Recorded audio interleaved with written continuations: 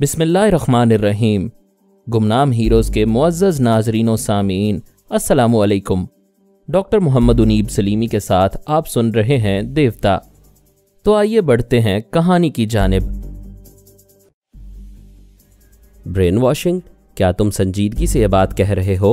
हाँ, एक टेलीपैथी जानने वाला उसके दिमाग में छुपा रहता है। वो थोड़ी देर पहले मेरे दिमाग में भी आया था। मैं यकीन से कहता हूँ बेचारे गैब्रियल के साथ दुश्मनी की जा रही है। सुजाना ने कहा, मुझे तो तुम पागल लगते हो। कभी कहते हो कि गैब्रियल खुद को भूल गया है, अपना नाम भी उसे याद नहीं है, और कभी कहते हो कोई टेलीपैथी जानने वाला दिमाग में आता है। क्या मैं टेलीपैथी जैसी ख्याली बातों पर यकीन कर लूंगी? क्या तुम संजीदगी से अकल की बातें नहीं करोगे? वो हंसते हुए बोला, कमाल है, मुझे अकल की बातें करने को कहती हो। क्या ये बात अकल तस्लीम करती है कि तुम्हें रिवॉल्वर की गोली हलाक नहीं करती? ऐसी गोली जिस्म में पैवस्त हो जाए और तुम बड़ी आसानी से 2 उंगलियों के जरिए उसे जिस्म से निकाल लेती हो। मजीद हैरानी और बेयकीनी की बात यह है कि वो जख्म फौरन भर जाता है। मिस्टर, अकल उसे कहते हैं जो सबके पास नहीं होती, किसी किसी के पास होती है, तुम्हारे पास नहीं है। जिस अनहोनी को तिब और साइंस होनी बना दे तो उस होनी पर पहले यकीन नहीं आता। हालांकि आंखें उसे देखती हैं, कान उसे सुनते हैं। जो बुलेट मेरे अंदर गई और बाहर आई वो ठोस धात की बनी हुई थी, उधर पड़ी हुई है, उसे उठाकर अच्छी तरह देख लो। इसके बाद भी कहोगे कि अकल तस्लीम नहीं करती, तो इसका मतलब है अकल है ही नहीं। जिसके पास अकल की कमी होती है उसे समझाने से पूरी हो जाती है। तुम मुझे समझा दो, दुनिया के तमाम इंसान बुलेट लगते ही मर जाते हैं, तुम और गैब्रियल कैसे जिंदा रह जाते हो? जिन्हें कायनात का इल्म नहीं होता वो कहते हैं सूरज मशरिक से निकलता है और मगरिब में डूबता है, जबकि वो निकलता डूबता नहीं है। सूरज और सैयारों की गर्दिश का इल्म कम लोगों को होता है। इसी तरह तिब्बी साइंस की बातें कम लोगों की समझ में आती हैं। एक की आंख दूसरे को कैसे लगाई गई और अंधे को बीनाई कैसे मिल गई, ये तफसील हर एक को समझाई नहीं जा सकती। इसके बावजूद हर एक को यकीन हो जाता है कि अंधा देखने लगा है। इसी तरह समझ लो कि मैं और गैब्रियल गोली खाकर भी जिंदा रहते हैं। ऐसी जिंदगी हासिल करने के लिए हम तिब्बी साइंस के कितने दुश्वार मराहिल से गुजर कर आए हैं, ये मैं तुम्हें नहीं समझा सकती और ना ही तुम्हारी समझ में आ सकता है। वो पटाखे की तरह ठाएं ठाएं बोलती थी और ज्यादा बोलने वालियों की तरह असल बात भूल जाती थी। पारस मुस्कुराने लगा। वो नागवारी से बोली, ये तुम्हारे खुश होने का नहीं, अफसोस करने का मकाम है कि बातें तुम्हारी समझ में नहीं आती हैं। तुम अक्ल से पैदल हो। हाँ, तुम्हारे लड़ने की सलाहियतों को मानती हूँ। तुम मेरी जिंदगी में आने वाले पहले फाइटर हो जिस पर मेरा कोई दाव नहीं चला। इस बात पर मुझे बहुत गुस्सा आ रहा था। मैंने कसम खाई थी कि जब तक तुम्हारा सर नहीं तोड़ूंगी यहाँ से नहीं जाऊंगी। तुमने अभी तक कसम पूरी नहीं की। मैं एहसान फरामोश नहीं हूँ। तुमने मुझे रिवॉल्वर वाले से बचाने के लिए अपनी जान की परवाह नहीं की, उछलकर फ्लाइंग किक मारी। वो गोली तुम्हें भी लग सकती थी, मगर फायदा क्या हुआ? दूसरे ने रिवॉल्वर उठाकर तुम्हें गोली मार दी। मेरी जिद्दोजहद काम ना आई। दिल छोटा ना करो, मैं जिंदा हूँ। मैं तुम्हारी नाकामी की नहीं, तुम्हारे इंसानी जज्बे की बात कर रही हूँ। इसीलिए मैंने कसम तोड़ दी। फिर तुम मेरे गैब्रियल के दोस्त हो। अरे, वो एकदम से चौंक गई। पारस ने पूछा, क्या हुआ? वो गुस्से से पांव पटक कर बोली, तुम इतनी देर से बातों में वक्त जाया कर रहे हो, जबकि गैब्रियल को तलाश करना जरूरी है। बहुत खूब, जुबान टाइपराइटर की तरह चलती है तो रुकने का नाम नहीं लेती और मुझे इल्ज़ाम दे रही हो। चलो। वो अपनी गाड़ी की तरफ जाने लगा। वो साथ चलती हुई बोली, हम उसे कहाँ तलाश करने जाएंगे? पता नहीं वो कहाँ भटक रहा होगा। हाँ, खूब याद आया, वो शहर रोम की तस्वीर देखकर कहता था कि पहले भी यहाँ आ चुका है। तुम इस सिलसिले में कुछ बताओ। हाय, मैं क्या बताऊं, हमारी मोहब्बत इसी जगह से शुरू हुई थी। हम दोनों एक मिशन पर यहाँ आए थे। हमारी पहली मुलाकात होटल बोन विला में हुई थी। इत्तफाक से हम दोनों ने उसी होटल में क़याम किया था।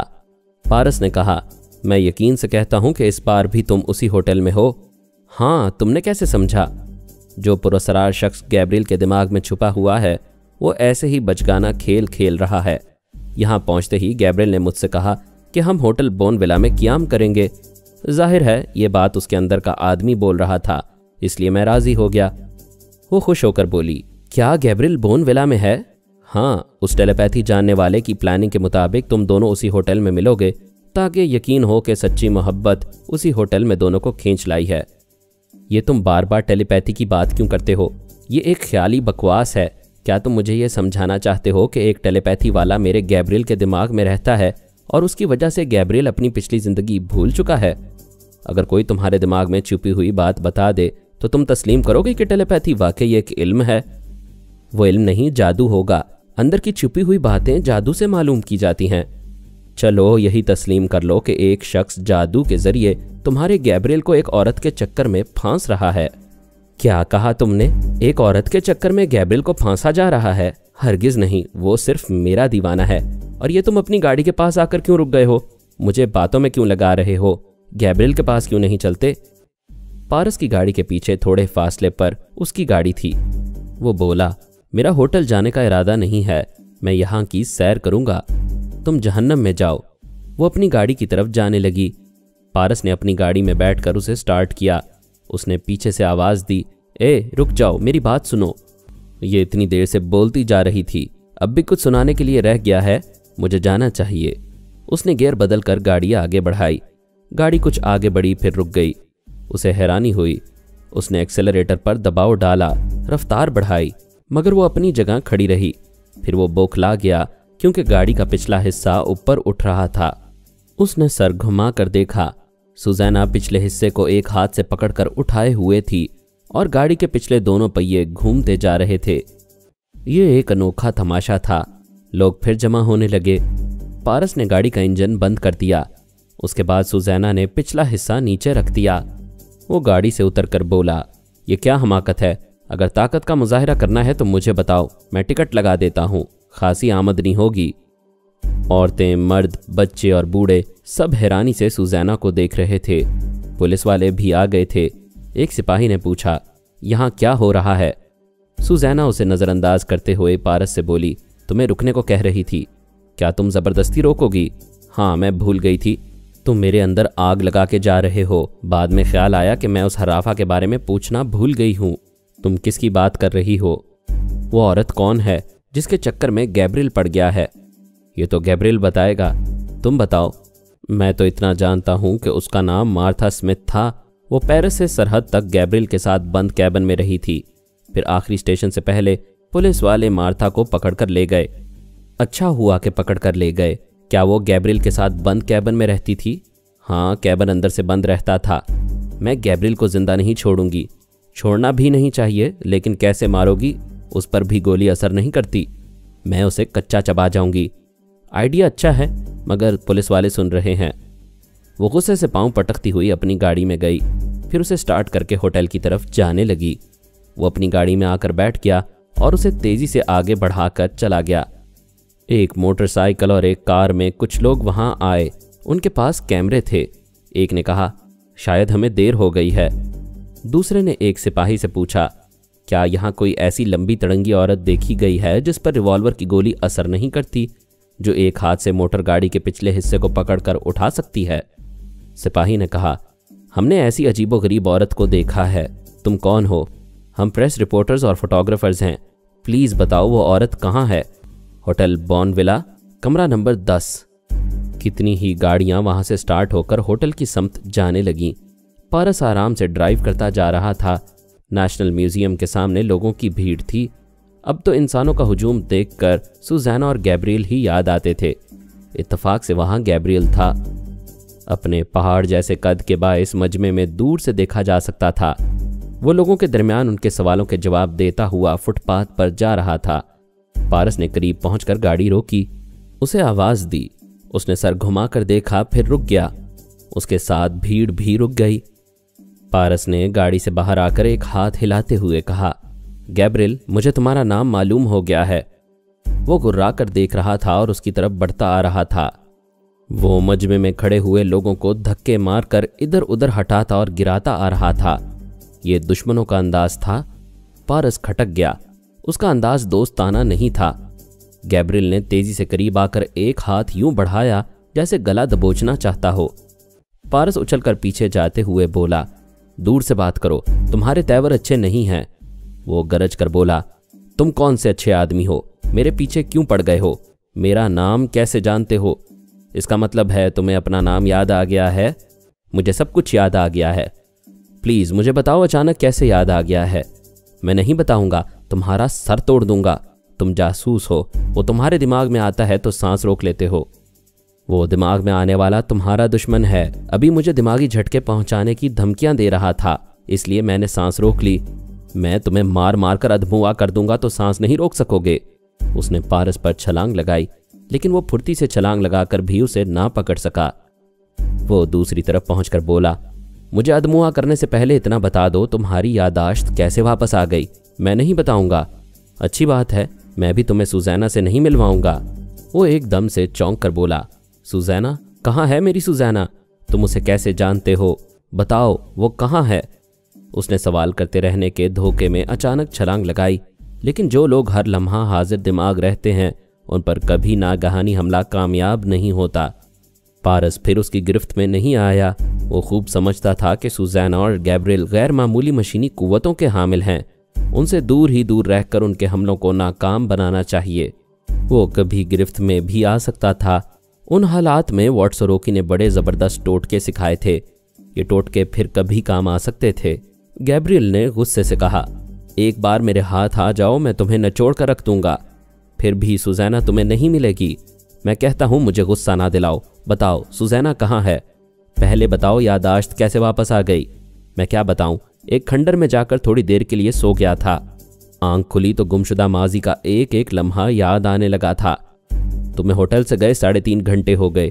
क्या तुम अकल से सोच नहीं सकते कि तनवीमी अमल के जरिए पहले तुम्हारी याददाश्त खत्म की गई, आज फिर उसी अमल के जरिए याददाश्त वापस लाई गई है? तुम नादानिस्तगी में किसी के आलाएकार बन गए हो और वो दुश्मन सबसे पहले मुझ जैसे दोस्त को तुम्हारे हाथों मरवाना चाहता है, जबकि मैं कदम कदम पर तुम्हारे काम आता हूँ।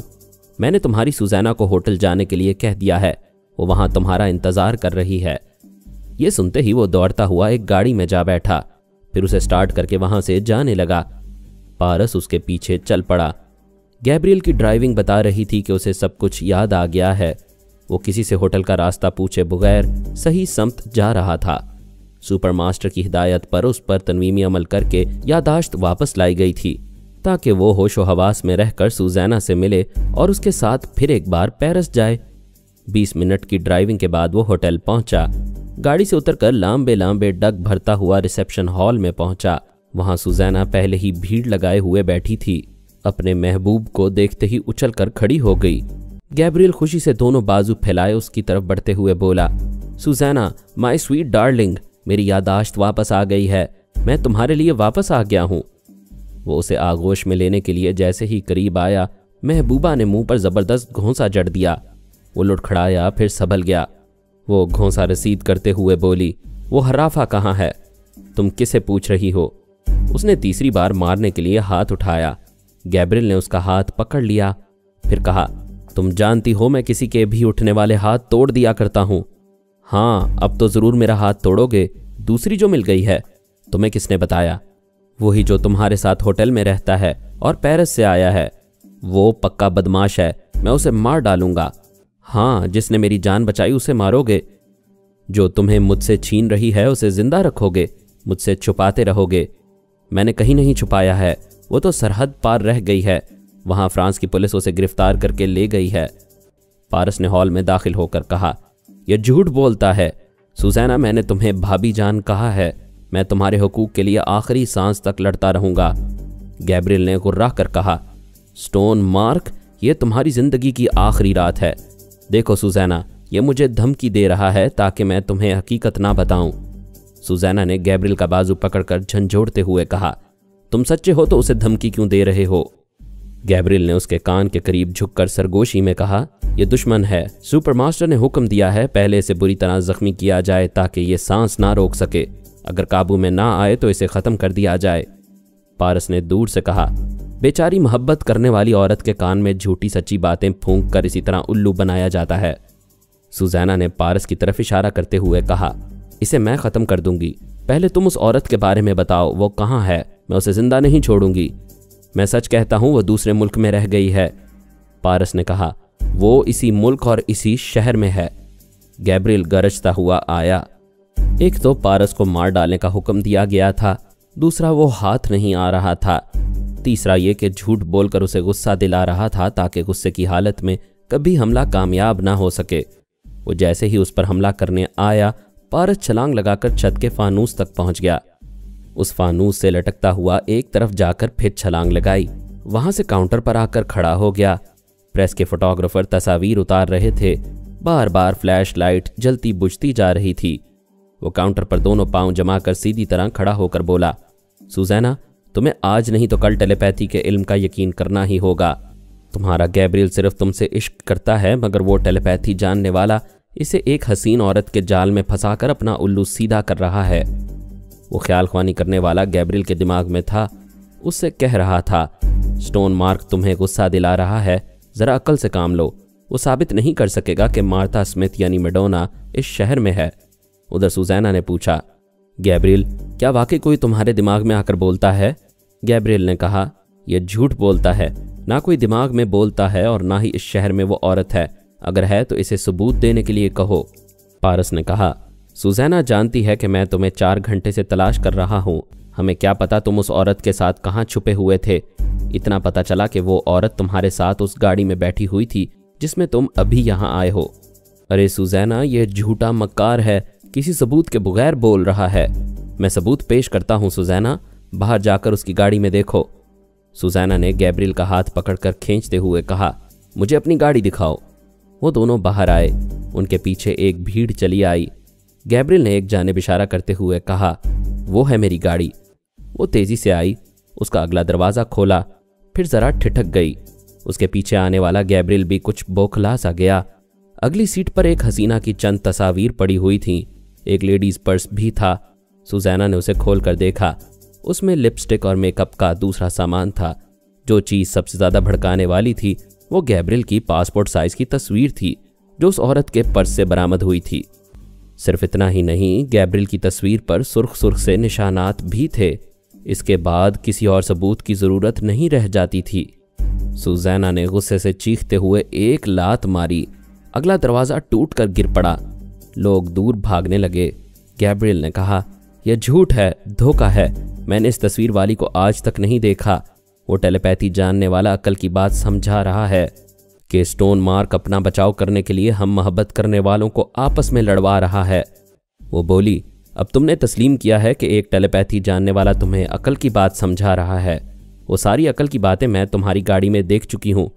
उसने हमला किया। गैब्रियल बच गया। वो बोली, मुझे उस चुड़ैल के पास ले चलो। इनकार करने का मतलब यही होगा कि वो मुझसे अच्छी है। मेरी सारी अहमियत और मोहब्बत ख़त्म हो चुकी है। वो यहाँ नहीं है। पारस ने दूर से कहा, यह दुरुस्त कहता है। तुम्हारे डर से इस औरत को यहाँ से भगाया जा रहा है। अभी गैब्रियल का टेलीपैथी जानने वाला मुझे चैलेंज कर रहा था कि मैंने उसकी तस्वीर और पर्स पकड़वा दिया है, मगर उस औरत को नहीं पकड़वा सकूंगा। वो यहाँ रहेगी तो सुजैना उसे मार डालेगी।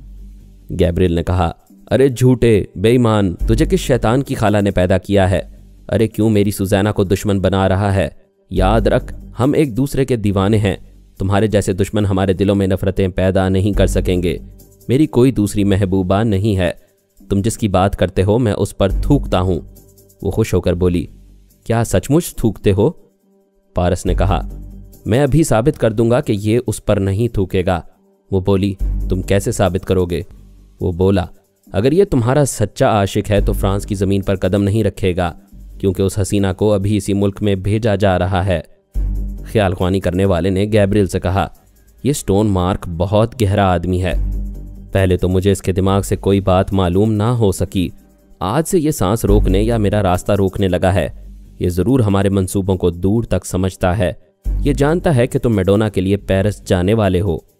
उधर सुजैना ने गैब्रियल से कहा, तुम स्टोन मार्क को जवाब दो। सबके सामने कह दो कि फ्रांस की ज़मीन पर कदम नहीं रखोगे।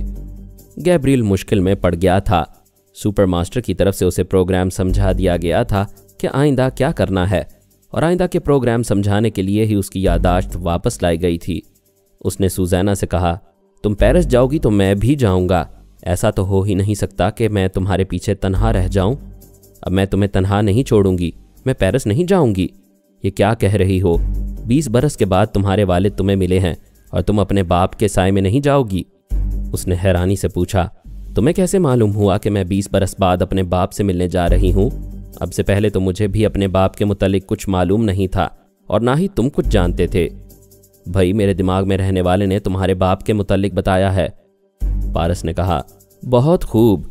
वो टेलीपैथी जानने वाला सुजैना के दिमाग में भी आकर चुपचाप बेचारी के जाती मामलात पड़ता है और पता नहीं औरत के कितने भेद अंदर रहकर मालूम करता होगा। सुजैना, क्या तुम चाहती हो कि तुम्हारी इजाज़त के बगैर कोई तुम्हारे अंदर आए और दिन रात तुम्हारे राज की बातें मालूम करता रहे? सुजैना ने गैब्रियल को झंझोड़ कर कहा। कहाँ है वो सुअर का बच्चा? उसे मेरे और अपने अंदर से निकालो, मैं उसे जिंदा नहीं छोड़ूंगी। क्या तुम बेगैरत हो गए हो? तुम्हें यह सोचकर शर्म नहीं आती कि तुम्हारी औरत के अंदर कोई पराया मर्द आता है? सोचो, जरा सोचो, अब जरा शर्म करो। गैब्रियल सर पकड़कर एक कार के बोनट पर बैठ गया। सोच के जरिए बोला, ए ख्याल ख्वानी करने वाले, मुझे गोश्त पोस्ट का रोबोट बनाया जा रहा था। तब मैंने सुपर मास्टर से कहा था मेरी सुजैना को भी मेरी तरह बनाया जाए और उसके दिमाग में कोई ख्याल ख्वानी करने वाला कभी ना जाए। ये मेरी इज्जत और गैरत है। मेरी शराइत मान ली जाएंगी तो मैं हमेशा सुपर मास्टर का वफादार रहूंगा। लेकिन तुम क्यों गए? सुजैना के दिमाग में क्यों गए? क्या इसलिए कि मैं तुम्हें जानते हुए नहीं पकड़ सकता था? ये बात नहीं है गैब्रियल, जरा ठंडे दिमाग से सोचो। हम तुम्हारी सुजैना की हिफाजत के लिए और उसे फरेब से बचाने के लिए ऐसा करने पर मजबूर हो गए थे। सुपर मास्टर ने मुझे हुक्म दिया था, कोई सुजैना का बाप बनकर पेरिस से आया है। यह हमारे गैब्रियल की इज्जत और गैरत है। सुजैना और उसके नए बाप के दिमागों में जाकर हकीकत मालूम करनी चाहिए। बस मैं थोड़ी देर के लिए गया था। मैं कसम खाकर कहता हूँ, ना इससे पहले तुम्हारी औरत के पास गया और ना आइंदा कभी तुम्हारी इजाज़त के बगैर जाऊँगा। फॉर गॉड सेक, ये समझने की कोशिश करो कि ये स्टोन मार्क हम सबको आपस में लड़वा कर हमारे मंसूबों को खाक में मिला रहा है। ये कोई बहुत बड़ा चालबाज है। गैब्रियल ने गुस्से से कहा। इस चालबाज को मैं जिंदा नहीं छोड़ूंगा, लेकिन ये बात वो दुरुस्त कह रहा है। तुम्हें एक लम्हे के लिए भी सुजैना के दिमाग में नहीं जाना चाहिए था। वो मेरी औरत है, मैं उसे समझा लूंगा, मगर अपनी गैरत को कैसे समझाऊंगा? नहीं नहीं, तुम जाओ मेरे दिमाग से, जाओ। पहले मैं सुपर मास्टर से बात करूंगा, फिर उसका कोई काम करूंगा। अरे ये क्या कहते हो? हमारी प्लानिंग इतनी ज़बरदस्त है कि हम मेडोना को कैद से निकाल कर ले आएंगे। ऐसे में तुम इनकार करोगे तो सुपर मास्टर नाराज़ हो जाएगा। बकवास मत करो, मैंने पहले ही कह दिया था मेरी शराइत के खिलाफ कोई बात होगी तो मैं वफादार नहीं रहूंगा। क्या गद्दारी करोगे? होश में तो हो। मुझे जो करना है और कहना होगा वो सुपर मास्टर के सामने कहूंगा और करूंगा। तुम फौरन मेरे दिमाग से निकल जाओ। मैं किसी बेईमान और वादा खिलाफी करने वाले को बर्दाश्त नहीं कर सकता। जाओ यहां से। उसने पराई सोच की लहरों को दिमाग से निकलते हुए महसूस किया। फिर सर उठाकर सुजैना को देखते हुए कहा, मैंने उसे भगा दिया है, वो मेरे दिमाग में नहीं है। मैं इस धोखेबाज को आइंदा भी आने नहीं दूंगा। आएगा तो सांस रोक लूंगा। पारस उनसे कुछ दूर खड़ा हुआ था। हंसते हुए बोला, कैसे सांस रोक लोगे? वो डैगर एंड डैगर कहलाते हैं। उन्होंने तनवीमी अमल के जरिए तुम दोनों के दिमागों को एक डैगर के लिए बेहिस बना दिया है। यानी उन दोनों में से एक डैगर की सोच की लहरों को तुम महसूस नहीं कर सकते, दूसरे को महसूस कर लेते हो। जिसे महसूस कर सकते हो वो अभी चला गया है, और जिसे तनवीमी अमल के बायस महसूस नहीं कर सकते वो अभी दिमाग में है या आने वाला है। गैब्रियल ने गुस्से से कहा, स्टोन मार्क, तुम्हारी जिंदगी पूरी हो गई है। तुम आग लगाते हो, आपस में फूट डलवाते हो, हमारी आपस में दुश्मनी बढ़ाते हो और दूर से खुद तमाशा देखते हो। तुम मेरे हाथों से नहीं बचोगे। सुजैना ने कहा, तुम्हारा दिमाग चल गया है। इसने तुम्हारे अंदर छुपे हुए फरेबी को जाहिर किया है। अभी इसने और अकल की बात बताई है। जरा सोचो और जवाब दो। कोई छुपकर दिमाग में रहता होगा तो क्या तुम उसे समझ पाओगे? वो कुछ कहना चाहता था। पारस ने कहा, जवाब देने से पहले सुजैना को यह बता दो कि आज शाम से पहले कितने दिनों के लिए तुम्हारी यादाश्त गुम कर दी गई थी, और शाम के बाद अचानक यादाश्त कैसे वापस आ गई। तब सुजैना की समझ में आएगा कि जो लोग अपनी मर्जी से तुम्हारी यादाश्त जब चाहते हैं छीन लेते हैं, जब चाहते हैं वापस कर देते हैं, वो और कितने तरीकों से तुम दोनों के दिमागों से खेल रहे होंगे, और किस तरह एक पहरेदार को तुम्हारे दिमागों में हमेशा बिठाए रखते होंगे। सुजैना ने पूछा, क्या ये सच है उन्होंने तुम्हारी यादाश्त छीन ली थी? गैब्रियल ने सरगोशी में कहा, तुम जानती हो मैं सुपर मास्टर के लिए काम करता हूँ। यह यादाश्त वाला चक्कर उसकी प्लानिंग का एक हिस्सा था। मुझसे वादा किया गया था कि 2-4 रोज में जैसे ही मंसूबा कामयाब होगा मेरी यादाश्त वापस कर दी जाएगी। आज उन्होंने वादा पूरा कर दिया। उनका क्या मंसूबा था? सुजैना, ये ना पूछो। हम जैसे वफादार सुपर मास्टर के सामने कसम खाते हैं कि उसके मंसूबे का जिक्र अपने साय से भी नहीं करेंगे। क्या तुम्हारी कसम मुझसे बढ़कर है? ए पगली, इस दीवाने ने तेरी ही कसम खाई है। सुपरमास्टर और दूसरे आला हुक्काम अच्छी तरह जानते हैं कि मैं तेरे लिए पहाड़ काट सकता हूँ, समुद्रों का सीना चीर सकता हूँ। मैं आशिक हूँ, सौदाई हूँ, मेरे सर में सिर्फ तेरा सौदा समाया रहता है। वो अपनी बाहें उसकी गर्दन में डालकर बोली, आओ हम कमरे में चलें। वो थोड़ी देर के लिए मोहब्बत में खो गए। प्रेस फोटोग्राफर्स उनकी तस्वीर उतार रहे थे। फिर वो दोनों होटल के अंदर जाने लगे।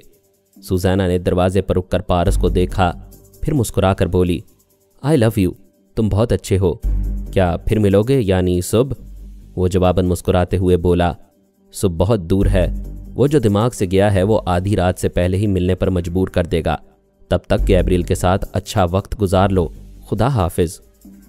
वो अपने दीवाने के साथ चली गई। अखबारी रिपोर्टर्स और फोटोग्राफर्स ने पारस को घेर लिया। एक ने सवाल किया, क्या तुम्हें उनसे डर नहीं लगता?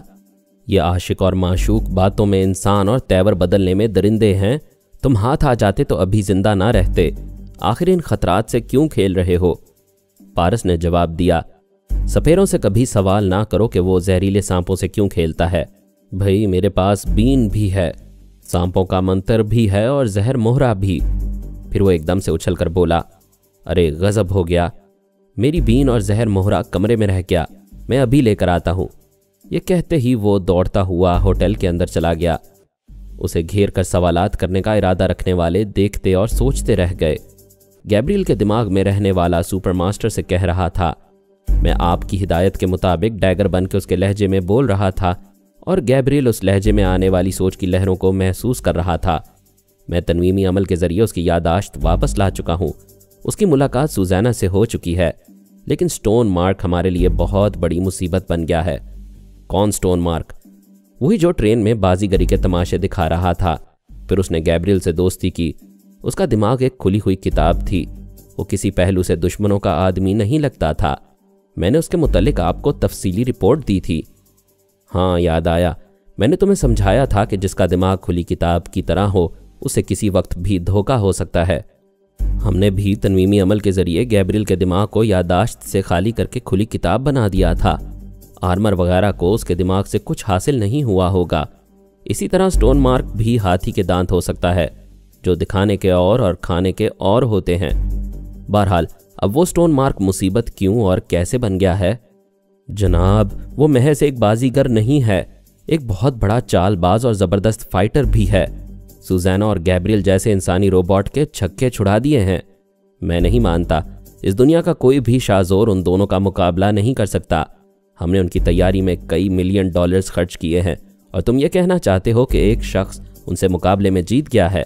आपकी बात दुरुस्त है, उनसे कोई जीत नहीं सकता। मुकाबला करने वाले की मौत लाजमी होती है। लेकिन स्टोन मार्क बंदर की औलाद है, उनका कोई हमला कामयाब होने ही नहीं देता। फुर्ती से बच निकलता है, कभी उनके हाथ में नहीं आता। उसकी कामयाबी की असल वजह यह है कि वो नफ्सियाती मार मारता है, गैब्रियल को गुस्सा दिलाता है और मेडोना को एक सौकन की हैसियत से पेश करके सुजैना को गैब्रियल से लड़ाता है। तुम्हें ऐसे वक्त स्टोन मार्क के ख्यालात पढ़ने चाहिए। अब वो सांस रोक लेता है, फिर तो वो स्टोन मार्क नहीं है, उसकी असलियत कुछ और है। सुजैना और गैब्रियल हमारे बहुत अहम मोहरे हैं और वो उनसे खेल रहा है। जनाब, वो ये भी जानता है कि हम गैब्रियल को फिर फ्रांस भेजेंगे। वो सुजैना से कह रहा था, अगर गैब्रियल उसका सच्चा आशिक है तो आइंदा फ्रांस की ज़मीन पर कदम ना रखे। इससे साफ जाहिर होता है कि वो हमारी प्लानिंग को बड़ी हद तक समझता है। ओह गॉड, फिर तो वो बेहद खतरनाक है, उसे पहली फुर्सत में ख़त्म कर दो। गैब्रियल को मेरा हुक्म सुनाओ कि मैं स्टोन मार्क को सुबह से पहले मुर्दा देखना चाहता हूँ। गैब्रियल कहता है पहले आपसे बराह रास्त बात करेगा, फिर किसी हुक्म की तामील करेगा। मैं क्या बताऊं जनाब, स्टोन मार्क कितना चालबाज है। उसने गैब्रियल की जुबान से उगलवा दिया कि सुजैना फिर अपने बाप से मिलने पेरिस जा रही है, जबकि सुजैना ने यह बात उसे नहीं बताई थी। इससे यह साबित हो गया कि मैं उसके दिमाग में छुप कर जाता हूँ। गैब्रियल को इसी बात पर गुस्सा आ रहा है। आप ज़रा गौर फरमाएं, ये स्टोन मार्क कितनी मक्कारी या हाजिर दिमागी से हमारे मंसूबे को खटाई में डाल रहा है। सुपरमास्टर ने मेज़ पर हाथ मारते हुए कहा, बड़ी देर बाद समझ में आ रहा है। तुमने स्टोन मार्क के मुतालिक जितनी तफसीलात बयान की हैं उनमें से अहम बातें ये हैं कि वो मुकाबला नहीं करता, सोनिया की तरह मुकाबिल के हमलों को नाकाम बनाता है, लड़ने में वक्त ज़ाया करने के बजाय शैतानी चालों से खुद को महफूज रखता है। सुजैना और गैब्रियल जैसे खतरनाक रोबोट को ठंडा करके रख दिया है और हमारे मंसूबे पर मिट्टी डाल रहा है। ये तमाम सोनिया की चालें चलने वाला सिर्फ पारस ही हो सकता है। क्या वाकई? हाँ, जाओ, वक्त ज़ाया ना करो। सुजैना और गैब्रियल के दिमागों में खामोशी से आते जाते रहो। गैब्रियल से कहो सुपरमास्टर हॉटलाइन पर अभी गुफ्तगू करेगा। मैं नाइब से कहता हूँ, वो सुपरमास्टर बनकर उसकी तसल्ली कर देगा। मज़ीद अक़सात सुनने के लिए हमारे चैनल का सब्सक्राइबर बने और साथ ही बेल आइकन को क्लिक करें ताकि आपको हर आने वाली नई वीडियो की नोटिफिकेशन मिलती रहे। हमारी वीडियोस को लाइक और शेयर करें और हमें अपनी दुआओं में याद रखिएगा। ISI और पाक आर्मी जिंदाबाद, पाकिस्तान पाइंदाबाद। हम फिर मिलेंगे इंशाअल्लाह एक नई किस्त के साथ। तब तक के लिए अल्लाह हाफिज।